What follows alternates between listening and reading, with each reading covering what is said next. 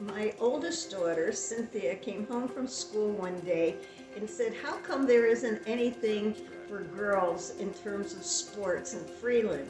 And I said, I don't know. I'll go over and ask. So I went over and asked the principal, and he said, well, Alice, if you think it's so important, why don't you start something? So I did. Title IX was groundbreaking legislation that made it mandatory for girls' programs in schools to have equal funding and resources to boys' teams. The Freeland Gymnastics program was 3 years before Title IX. It was created in 1969, the same year we landed a man on the moon, by Coach Alice Buckhalter.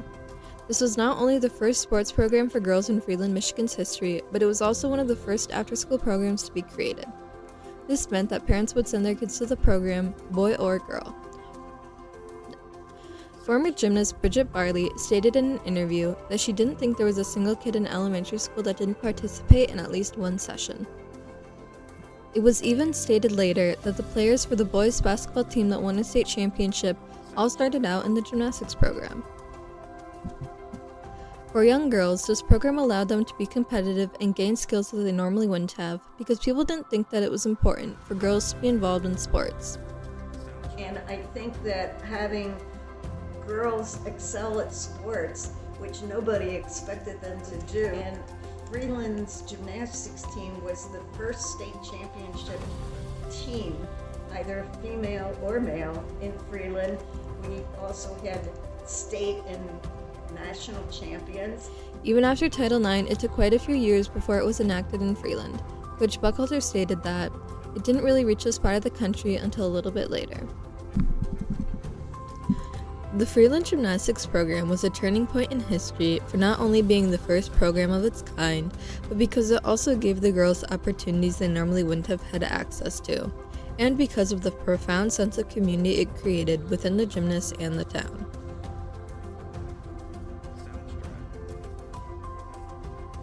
There was so much more to the program than the competitive aspect.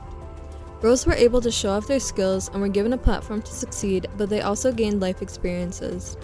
At the time, Freeland was a small farm town. Seeing other cultures and experiencing other environments was not very common. During an interview with former gymnasts, they mentioned how Coach Buckhalter was more than willing to take them all over the state for meets, and it was during these trips that they learned how to leave a tip and got to experience their first Jewish deli. They also reminisced on what they called pervert lectures, where Coach Buckhalter would tell them how to stay safe when you are in an unfamiliar place. There are some people in this world that you can't trust.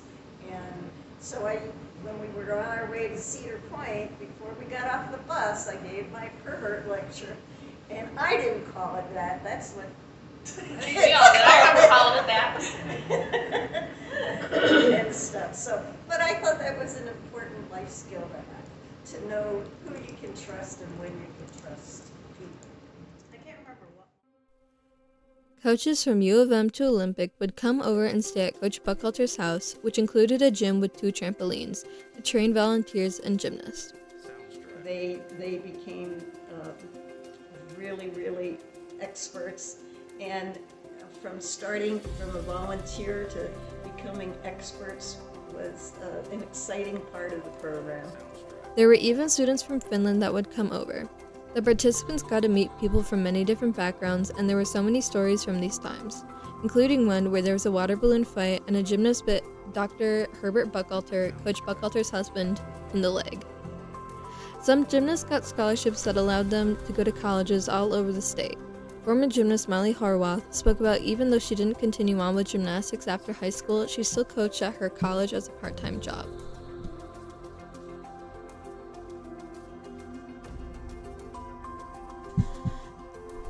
Perhaps the largest impact that the program brought about was the sense of community it created. Through interviews with gymnasts and coaches, their connection to Freeland and to the team was very strong. Years after the program has ended, gymnasts wanted to come and get interviewed to talk about their experiences. It changed my life forever.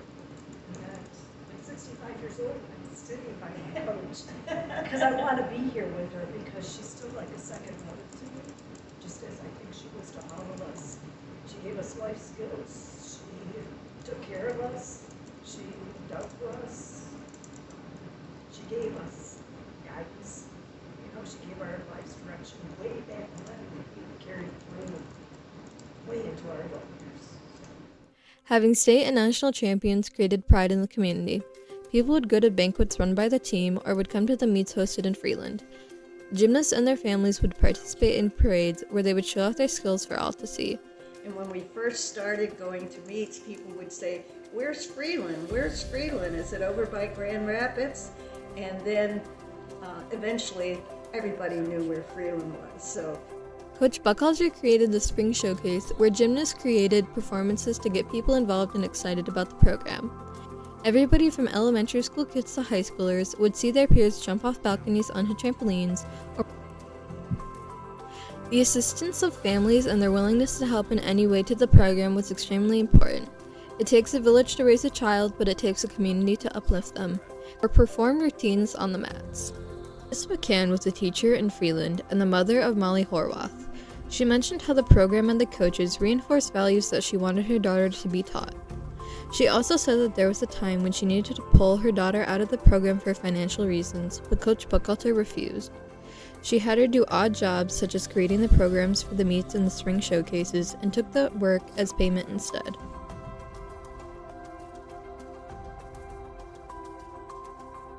Even with the very positive community and the huge accomplishments of the program, there were still people who disputed it. Sexism was a huge issue that Coach Buckhalter and her gymnasts had to deal with. People didn't think that they should be taking up gym time for male sports. The team also had to set up all of the equipment at the beginning of each practice, and they had to put it all away at the end. This was a huge time commitment on top of the hours that people were spending honing their skills. They were not celebrated as much as the boys' sports, despite earning more honors and awards. Administration was a mixed bag of support and dissent, so getting resources was difficult at times. But even with those issues, those aren't the memories that those who were involved reflected on. They thought of the pride of winning and beating the odds. Gymnasts talked about how good it felt to walk into a gym with just a few other girls by their side and ended up winning against larger schools. The Freeland Gymnastics program was very successful at competitions. They won state titles in 1983 and in 1984 and got second place in 1986. The team or individuals all qualified for 21 years in a row between the years 1973 and 1994. In 1988, Jamie Neiman won the national championship. As head coach, Alice Buckhalter was also highly rewarded. She was Coach of the Year for 3 years, named Saginaw County Coaching Legend, and she received a Lifetime Achievement Award from USA Gymnastics in 2012. Coach Buckhalter also was inducted into the Michigan High School Coaches Association Hall of Fame in 2000 and the Saginaw County Sports Hall of Fame in 2015. She retired with 187 wins to 18 losses.